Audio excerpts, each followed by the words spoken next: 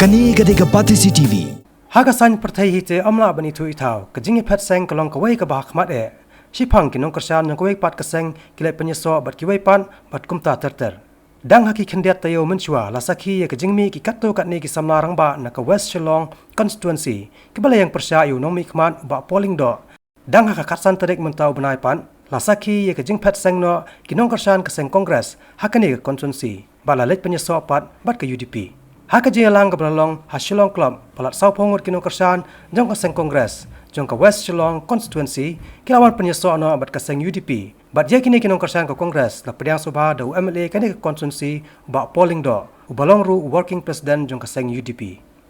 members of the union the nim tip show ke ega jingmut ke kwa pan tri jong ki the katahi bat kepaar kalong ba man pek here going kalian ke Congress Party mata kalong very bleak in future kam imi issue yang taka stability ke good governance bagi ni ba nisanya show bakandan hak ni ruling party jika balai pada ngamun benon ketiba ke campaign election mata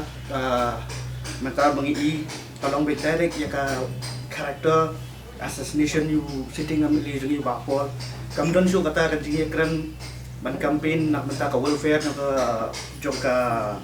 constituency as a whole ban kumtaru ngi kajing kentho jong ki Congress Party ba ki bapol ki kentho ki media ya ki kalalong no ka personal ben delta ba ngi kinong ka bangi nong song pada ngi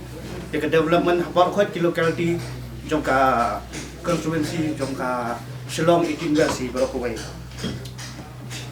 bat ka bakhadong ang ba haban pet dia kani collect next election ni ban yang draw di bapol bat yo wat parap sang kalong ba bapol ilong very fit menlong tau leader unong yalam bat ungan ra ke change ke babuan ma